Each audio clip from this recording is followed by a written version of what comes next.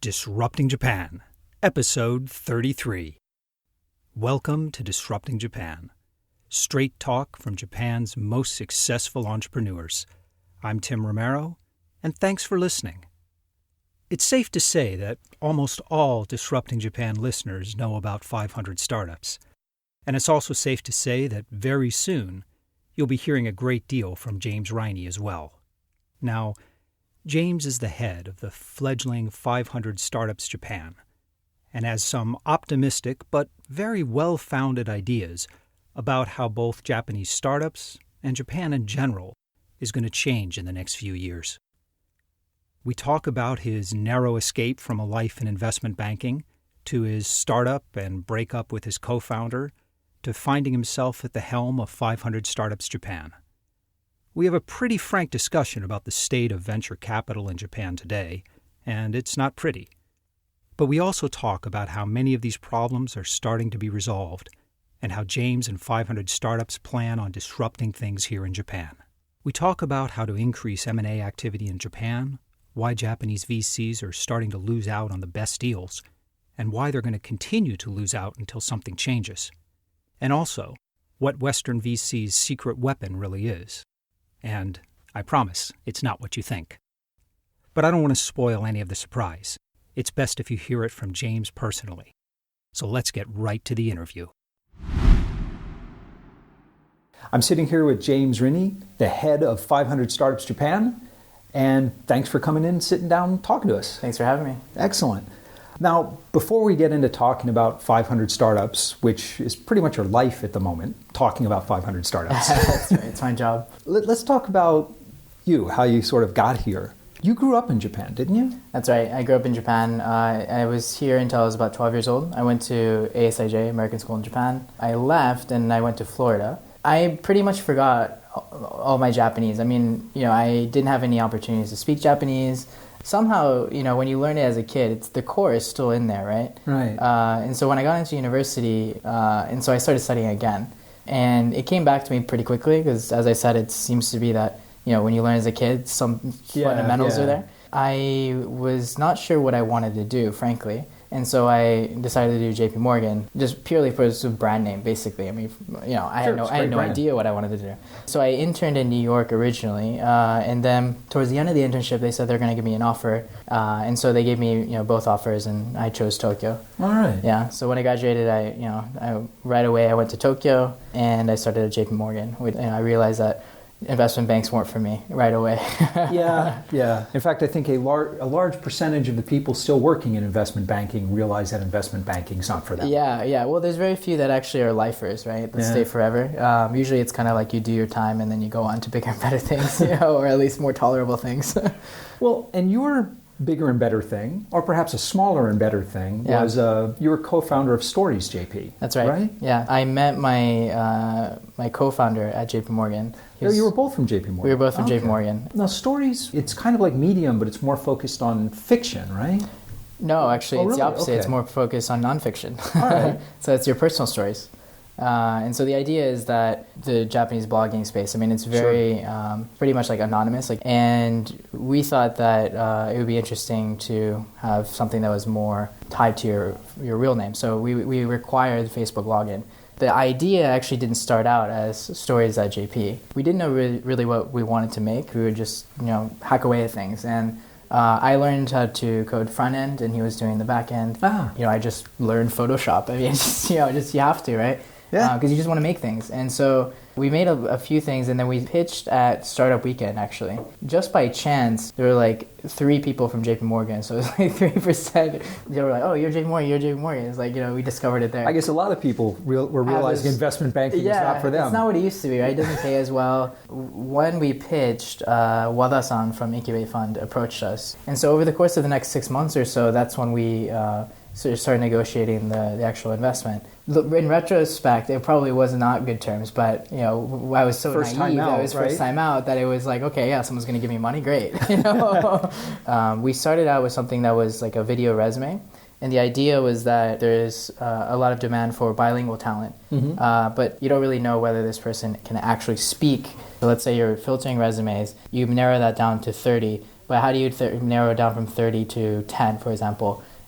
Video resume could be that quick, efficient way to say, okay, this person's native. So was the pivot away from video resumes into storytelling, was that before the funding, after the funding? What point did you realize it's time to change? After the funding. The reason was because we felt that it would be very hard to execute because recruiting, as you know, so let's say like Mainabi or Rikunabi included that feature into their platform. I mean, it's very hard to build a business based on a feature rather than something that's a little bit more disruptive, right? Well, that's a really interesting point. In fact, I think a lot of the startups coming out of San Francisco today, there are a tremendous number of kind of feature startups. Yeah. Companies that are obviously focused on like, we're going to get acquired because this cannot survive as a standalone product. Exactly. But you're right, you don't see that in Japan. It might just be the M&A is not as active here. Yeah, I think that's very true. I mean, it's very doubtful that Recruit would acquire rather than build out in-house. Yeah. Right? So anyway, we were thinking, okay, what can we make that even if a big company does it, it's not going to matter? And so one thing that we thought was missing was a LinkedIn for Japan. As you know, LinkedIn still hasn't picked up in Japan. No. We were thinking, okay, well, what is something that's very, very core to Japanese culture? And that's the exchange of business cards. What we started out, it was supposed to be like Meishi ni noranai story, which is the story that doesn't fit on your business card. And so still business focused. It was business focused, but the idea was that you would have your URL there, and you would just write your stories. Like, there was this one sales goal that I had to make, and but people blog and talk about that stuff all the time. So we thought that if it was framed in a different way, you can get the same data, but it's not seen as like blasphemous or you're trying to change your job or anything like that. Yeah, it's a more social network storytelling. Yeah. So how did that? Yeah, so we went into private beta with that, but what we realized was that all these other features, like we basically built a LinkedIn plus blogging, which LinkedIn has, by the way. What we found was that people were just using the story feature and not really filling out their other details. And so the goal of getting that data was pretty much, we didn't accomplish it. So eventually we just said, okay, why don't we just scrap everything and just go with the story writing feature. If your customers are telling you what they like about your product, it's good to listen to them. Exactly. So that's what we went with. We changed the name. We just said, okay, it's going to be stories.jp. We actually were able to get to 100,000 uniques pretty quickly, and so it seemed like it was going pretty far. But some of the bloggers got publishing deals from that, right? Yeah, exactly. So I mean, it had quite a social impact. And so the biggest one that came out is the Birigaru story, right? The girl that was not necessarily the best student in high school, but she worked hard and she got into Keio, which is one of the best universities here. So that was like a big hit. I mean, #1 bestseller on Amazon in Japan, and it went on to become a movie. And so it grossed about $23 million at the box office. Which did Story JP make any money off of that? I cannot disclose. Oh, okay. Yeah. But that stuff is like gaming, right? It's a hits-driven business, and so it's very hard to build a stable business out of that. So there came a point where we were thinking, because we need to think of something that's a little bit more sustainable. And between the founders, we just didn't see eye to eye. I mean, one core thing was that I wanted to build something that a little bit more of a global impact. And my co-founders are purely Japanese. My investors are Japanese, and so I just didn't see how this was the team to accomplish what I wanted to accomplish. Fortunately, I was still on good terms with my VC, which is Incubate Fund, and one of the LPs in Incubate Fund is DNA. Right around that time, DNA was launching their own venture arm. And so that's basically when I joined. I joined right at the inception. Now, Stories JP is still an ongoing concern, right? It's still operating running. and still... Yeah. Okay, and it still brings in, pretty good traffic. Content is hard. Content is hard, exactly. Okay. So when you moved from being a startup to a VC, that's a big change. Do you find being on the VC side of the table more suitable? Do you like it better? Do you miss getting your hands dirty in the fray of the startups? Okay, so as an entrepreneur, you get all of the stress and all of the glory. When you're a VC, all of the stress and all the glory is a portfolio, and it's diversified. So you don't get as much glory, you don't get as much stress either. Right. So it's a trade-off, right? Okay, what I miss about running a startup is that when you're a VC, you don't really call the shots, and so you can give as much advice as you want. At the end of the day, it's the entrepreneur's company. And so you just have to dish out advice when it's welcomed, and then you just kind of, got to let him be. That is a concern. I mean, especially for someone like me that's a little bit more to the point and, very, I can be abrasive sometimes. Now, this is one thing I've noticed in Japan, one of the biggest difference between the relationship between VCs and the founders. A lot of VCs in Japan expect the founders to take their advice. Yeah. And a lot of the founders, because of this hierarchical relationship, yeah. almost view their investors as not exactly their boss, yeah. but someone who they almost have to listen to. Yeah. Yeah, that's very true, and that's something that we would like to disrupt, for lack of a better word. But we want to disrupt that in Japan because most of the VCs here have no entrepreneurial experience. They're mostly from finance backgrounds. Yeah. They've never launched a product on their own. If they have, it's been within a large organization. They seriously lack not only experience but just empathy for entrepreneurs because they've never been under those really harsh conditions. So there is sort of this power dynamic where there's in some sense a lack of respect for entrepreneurs, especially in the days when they're not necessarily doing so well. And that's pretty key, right? I mean, when you have an investor, especially if it's your main investor, you want that person to be with you through thick and thin. Right. I've had first-hand experience where I didn't feel that was the case. At Incubate Fund, yes, but I had one other investor who seemed like when things were great, he was my best friend. When things were not so great, I mean, you'd never hear from him, Yeah, I've had that experience myself. Yeah, and so you don't really want fair weather fans, and so that's another thing.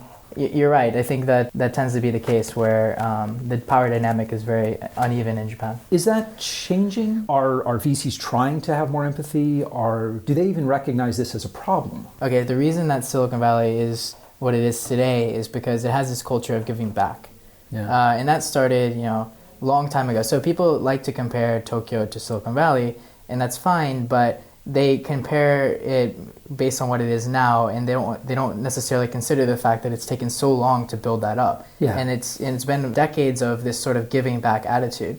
Whereas in Japan, the entrepreneurs that actually made it don't necessarily give back. In Silicon Valley, it's very common for established entrepreneurs to actually become VCs. Whereas here, it's almost like as long as you didn't make any serious mistakes, you get to become a VC. Right? I mean, right, really and risk aversion is one of the things that you really want in a VC, right? Yeah. So I think that's a serious problem as to why some of the VCs in Japan are the way they are. It is a serious problem. So right now we're starting to see angels, successful entrepreneurs who have been successful, who are making small investments, trying to mentor the next generation. Do you think that is going to bubble up into the VC community, or do you think they're pretty set in their ways? First of all, I hope so. What I will say, though, is that the VC community in Japan is mostly corporate investors, right? Right. And you may have seen my TechCrunch article about that. But in general, I mean, the best scenario would be that these established entrepreneurs would also join independent VC firms so that you can bring a little bit more of an entrepreneurial flair to those firms. And it's okay even if they failed. In my case, I wouldn't necessarily say that I failed, but I definitely wasn't like a mega success. But I've noticed that at least making that transition to VC, at least I can have some sort of empathy or understanding of what they're going through. I kind of get it. Yeah. And I've noticed that entrepreneurs understand that I get it. Do the corporate VCs recognize this as a problem? Do they recognize the fact they need this entrepreneurial experience, or they haven't had that awakening yet? Well, I think it's going to take another VC to disrupt them and create that awakening, good morning. So they'll realize it's a problem when they start losing deal flow. Exactly. And then, I'm confident that'll happen pretty soon. Okay. Yeah. That is something to look forward to. Yeah. So 500 startups, you guys are planning to disrupt Japan from the VC side. What is the basic strategy? Are you seed only? Are you looking to help fill in some of the Series A crunch? Well, seed to Series A. Okay. And a lot of people have asked us, are we really going to do 500 startups in this fund? It's just a name. It's just a name, but the general idea is that portfolio diversification at the seed level, but we invest 50% on first checks, and then the remaining 50% is follow-on for the best performing deals. Okay. Yeah. At DNA, you were focused mostly on startups outside of Japan, some in Southeast Asia Yes. and in the US. And 500 Startups Japan is exclusively Japan? Yes, exclusively Japan. Do you think you'll be able to find the same number and quality of startups here in Japan with a smaller market as you were able to when you were looking globally? Okay, yeah, that's a good question. First of all, I think that in Japan there are very good startups, and there are also very smart people that can potentially start a startup in the future, right? So it already exists, and I think the number of high quality startups is increasing. I'm not sure if you read my blog post about joining 500 startups, but I did. I talk about how the people that are just coming into the workforce now, they never had this sort of image of a stable, big Japanese company. And, they're growing up in the last decade. They're seeing, big companies like Sharp, you're doing massive layoffs. And so... so the whole risk-reward equation has changed. Yeah, it doesn't make sense, right? And that's definitely from your blog post that I took. I thought that okay. I thought that was exactly I've stolen plenty from you as well. Yeah, exactly. No, I mean, but it's the people that live in Japan but also have a global perspective are just like screaming until their voice goes out about similar problems. But, if you look at examples between the number of founders from like Kyoto University or Tokyo University, it's significantly increased in recent years. So I actually do think that you're starting to see that effect. But what is going to serve as a catalyst for that? Exits, right? Because in order for the ecosystem to work, you have to have the exits. In 1 year, generally, there's like 100 IPOs, right? But the M&A is really where the system gets working. Absolutely. Because the best companies might go on to IPO, at least in the US. I know in Japan it's different because IPO is like a Series B here. But there's still very good companies that are maybe cannot be sustainable on their own, but they would be worthy acquisition targets. Well, this actually brings us back to what you were saying there has been this culture in Japan for... well, probably since the war, quite frankly. Companies don't do M&A. They've been focused on maximizing the use of their current employees. So if they see a product they like, they'll set an internal team on copying it, developing it. Yeah. And that rarely goes well. Yes, it rarely does. Yeah. Is that starting to change? Because changing that culture is what will lead to a boom in M&As here. Yeah, so the new big tech companies like DNA or Mixi, for example, they are recognizing that, and they are actually doing the bulk of the acquisitions, right? They're pretty acquisitive. They are. The analogy I like to make is that when you start a new business inside of a large organization that's public, for example, because big companies have to answer to the shareholders, they're not necessarily looking at long-term. They're looking very, very short-term. Next quarter, yeah. And if you start one in a large organization, you only have one investor. If that one investor says no, you're screwed, right? Whereas if you start it, independently, you have many investors to give you a chance. And so the longevity, you can think much more long-term.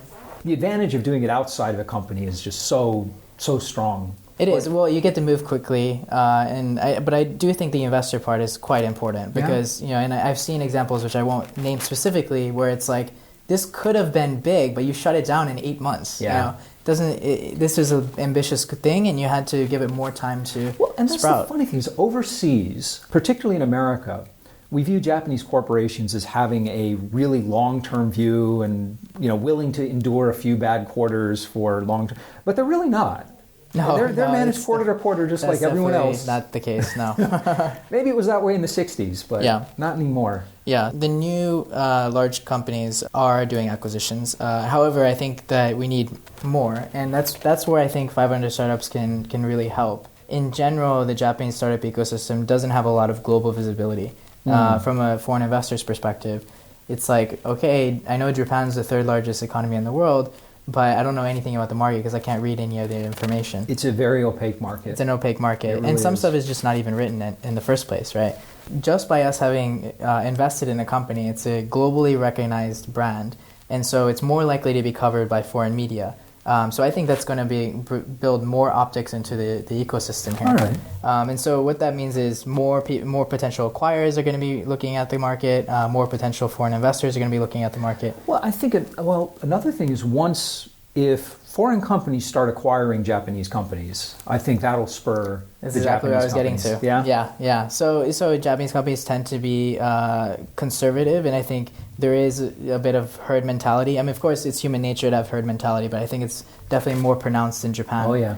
Half of the Japanese economy is in cash on balance sheets in companies, right? And so they need to do something anyway because they're being evaluated based on the shame index. So their capital efficiency is what they're being measured on. Right now they're doing share buybacks, but that's a short-term measure. The long-term measure is to actually use that cash for new businesses. Well, it sounds like the pieces are in place. The pieces are in place. So as long as we can get foreign acquirers to set the example, I think that the domestic large corporates that have all this cash piled up are going to feel like, okay, we have to do something too. Right. Yeah. So the pieces are in place. Are there any specific industries or types of startups that you think Japan is either very strong in now or that they could be strong in the next few years?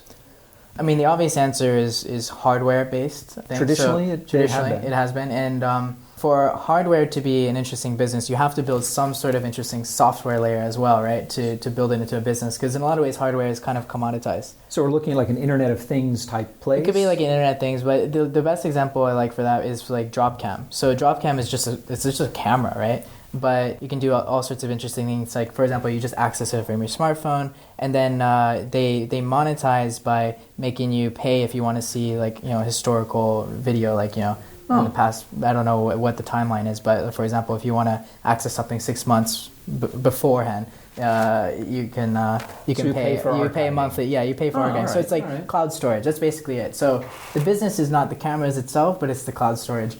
And then they have other things like they can recognize things based on the what's in the video, like whether like your dog walks by or whether there's actually a burglar coming in, things like that. And so the software part is the interesting part, but the hardware is important because that multiplies what you can do with the software. So right now there's sort of a shift where creating hardware companies has become a lot easier, right? So there was a shift where software all of a sudden became very easy to build, or at least cheap to build. Yeah. There's a similar thing happening in the hardware space where you have streamlined manufacturing processes, 3D printing, sensors are cheaper, all sorts of things. So it's a lot easier to get that sort of iteration that was important in software too, right? And then you have Kickstarter, for example, that can get you off the ground and build validation so that investors can actually feel like they're comfortable that they can put this much capital into a hardware capital-intensive company. Anyway, so I think that there's a lot of promise for that. I also think that because these hardware companies are doing layoffs and also not necessarily building the most innovative products, there's probably a lot of really frustrated engineers that want to do something. Well, this is one thing I've noticed. I think that Japan does have an advantage in this space in that a lot of the hardware startups in the US are smart guys in their 20s. Yeah. A lot of the hardware startups in Japan are, they'll have a couple of smart guys in their 20s, but they'll also have someone who's been at Sharp or Sony for the last 30 years and understands quality assurance and outsourcing, and it's going to be interesting to watch. Yeah, that's for sure. So yeah, we're excited. I mean, our general approach is that we just want to meet a lot of smart, ambitious entrepreneurs. So we try not to focus too much on different sectors, but of course we each have our biases. And so one of the things 500 Startups brings is that access to the global market and the global exposure, and every startup founder in Japan is doing lip service to going global. Do you think most Japanese startups are really ready to go global? Do you see them taking the necessary steps to address a global audience, or do you think Japanese startups are still too focused on the domestic market right now?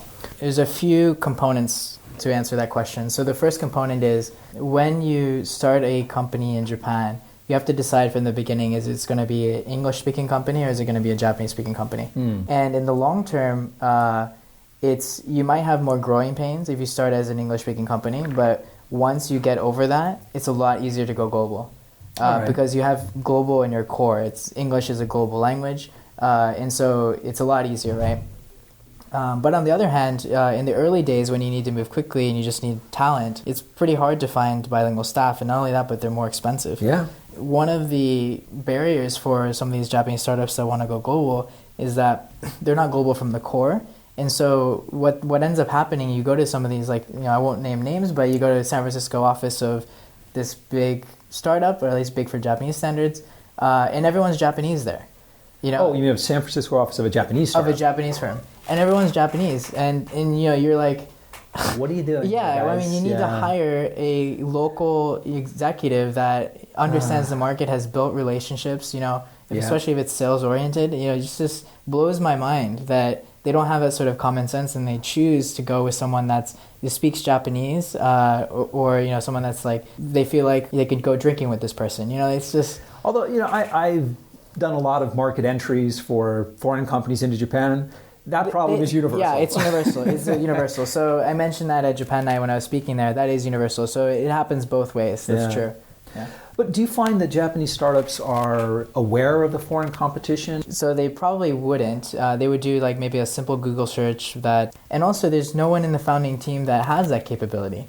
And that's another problem. One thing that is kind of going to be a challenge for us is that we want to get bilingual people to see that they have such an advantage over the competition locally because they have all this extra information available to them. There's sort of this arbitrage opportunity where not only you could do time machine type of models where it's like a similar model from somewhere else and bring it to Japan, but you get updates on what's going on in a global perspective in real time. That's another very disruptive thought because traditionally most Japanese who speak English and are working for a large corporation keep that fact to themselves.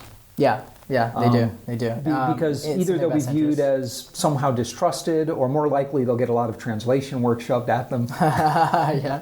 Well, the other thing is that bilingual talent in Japan, we have it pretty easy. I mean, no matter what we do, someone's going to hire us because we're in high demand. Right. And so you're so complacent that you just don't feel like you want to push yourself anymore. No matter what I do, I'm going to be working at this brand name company and have a pretty good salary. Japan's just a nice place to live. Why would I, dive into a startup? Doesn't make any sense. Yeah, having a fallback is dangerous. It's definitely a two-edged sword. So the amount of capital, the amount of investment capital in Japan, and the number of investable companies in Japan is much smaller than it is in the U.S. Do you think that it's a demand-side problem, that there's not enough investors deploying capital, or do you think it's a supply-side problem where there's just not enough creative entrepreneurs building something worthwhile and willing to take a risk? It's a little of both. So it's kind of a chicken and egg problem. It is kind of a chicken and egg problem, excuse me. The companies that are good, if venture funding in Japan, or including angel investment, is like 1.2 billion, you can't expect them to compete with U.S. where it's 75 billion. Right. You're just like undercapitalized. That's just fundamentally, not able to compete, right? I mean, that's one thing. The other thing is that unicorn is the popular term, right? Companies here tend to go public very, very early. And so, like I said, it's the Series B. And so if they go public, they immediately have to answer to shareholders, and it's very expensive, and they have to think short term. And so you're kind of pressured to become profitable right away. Whereas, as long as your economics make sense, you should be focusing on growth, so that as long as at some point you can turn on a switch and say, okay, we're going to be profitable now. Yeah. U.S. companies used to go public a lot earlier than they do now. Yeah, and I'll explain to you why that's the case. Okay. So, let's say around like 2002, 2003, when was Sarbanes-Oxley enacted? Around then. Around then, yeah. So around then, the average age of a company that goes public was about 3 years. Really? Yeah. Huh. But then you had Sarbanes-Oxley, and all of a sudden it became such a pain in the ass to go public. So now it's like 12 years or 13 years. I mean, it's like a significant... Really? And you think about the life of a venture fund's 10 years. It's insane, right? So it's kind of a chicken and egg problem. Is it balanced? There's enough financing to finance the worthwhile companies. There's enough worthwhile companies to meet the demand? Yeah. Going back to the chicken and the egg thing, the good companies are undercapitalized. So inevitably their valuations don't become as high as you'd like. And so that affects upside for smart people to start companies, right? Right. And so the exit values are much lower. However, we think that, if we can increase the number of exits, we can also, that drives returns to not only investors, but entrepreneurs. And so suddenly you're going to have these, 20-somethings, 30-somethings that have like millions of dollars, and driving on a Ferrari, for example. And I think that's going to, as long as the drive to do something new is genuine, and it's not just some MBA that's just chasing what's new and hot. I think that's going to make people feel like they have a fighting chance. The upside is going to be much higher if they actually started a company. Okay. Yeah. So it sounds like things are reasonably well balanced now. There's enough investors to invest in the quality startups. There's enough new startups to satisfy investor demand. And it sounds like the pieces are in place for it to just grow organically from here. Yeah, I think the timing feels right, which is exactly why we're launching this fund. Okay, that's great. I'm looking forward to seeing 500 startups disrupt Japan in this way. You mentioned before about Japan being a very opaque market. Yeah. Observers overseas have very little visibility into it. What do you think is the biggest misconception that Westerners have about Japan and about the Japanese startup ecosystem? I don't think it's a misconception. I think it's more of no perception. They just don't know? They just don't know. Oh, There's just not enough visibility here that it's not even on their radar. Okay, well, hopefully you guys are going to be changing that. That's our hope, yeah. And sooner rather than later. Yep. Okay, great. Let me ask you, so if I gave you a magic wand and said you could change one thing about Japanese society, anything at all, to make it better for startups and entrepreneurs here, what would you change?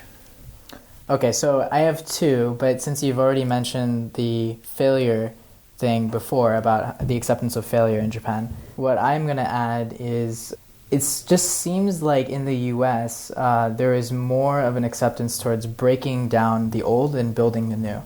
Okay. Whereas in Japan, as you know, some of the oldest companies in the world, most of them are Japanese, right? And so you have these companies that have been around for hundreds of years. And so there's sort of this respect for the establishment and what's already big, don't change it. It seems to be working. What's broke, don't fix it. So people need to kind of question the way things are more, or so yeah. I mean, I think in the U.S. people are perfectly fine with forgetting about that old dinosaur and just like building it from the ground up. Let's build it from 0 to 1. I think that mentality needs to change in Japan, where they're rooting for the underdog because it's a better way of doing things. That is really interesting. And I think that is a big difference between startups here in Japan and in San Francisco. Yeah. In San Francisco, everyone's talking about taking down Microsoft or IBM. And in Japan, it's still pretty rare. Yep. When someone says, yeah, Fujitsu, they're going to be out of business in 20 years. Yeah, no, it's true though. I mean, that's absolutely the case. I mean, I think people need to be more confident about the fact that these big companies do move slowly and there is a chance to fight these guys, and be perfectly okay with that. I mean, be okay with a new beginning. Do you see the seeds of that now? Do you see some of that starting in Japan? I do. I mean, like I said, I think that there are certain people that have that ambition and are fighting those people that are pushing them down, right? It's like the nail that sticks out gets hammered down. They're fighting the hammers. Excellent. Yeah. And hopefully we'll be seeing more of them. Yeah, I hope so. Good. Yeah. Hey, listen, thanks for sitting down with me despite technical difficulties. No problem. And I really appreciate it. Yeah, thanks so much. And we're back. I think James' point about the importance of empathy is a great one, and I wish we had more time to really do it justice during the interview. It's a shame, but in business, and in finance in particular, empathy is often seen as a sign of, weakness, really. But it isn't. In VC investing, it's a definite strategic advantage. You see, despite the portrayals in the media, growing a company is really difficult and emotionally draining. A VC who has partners who have been through that process, who understands what the founders are going through on the inside, and can help them get through it, are not just being nice guys. They will have a far more profitable portfolio, and they'll see much higher returns. I bet that my friends from back in the hedge fund days would laugh at me for asserting that empathy is a secret to investment returns. But it is. I think James nailed that one. I came away from our discussion in a very optimistic mood. The pieces are in place to see an increased amount of M&A and venture investment, and it seems that James has a plan for kicking off a virtuous cycle of increasing quality of startups and availability of capital. Over the next few years, I'm looking forward to seeing James and 500 startups disrupting Japan. If you've got an experience with Japanese VCs that you want to share, come on by disruptingjapan.com/show033 and tell us about it, or drop by the Disrupting Japan Facebook page and we'd love to hear from you. When you drop by the site, you'll see the links and sites that James and I talked about, and much, much more in the resources section of the post. And if you get the chance, please leave us an honest review on iTunes. It's really the best way you can support the show and help us get the word out. But most of all, thanks for listening. And thank you for letting people interested in Japanese startups know about the show. I'm Tim Romero, and thanks for listening to Disrupting Japan.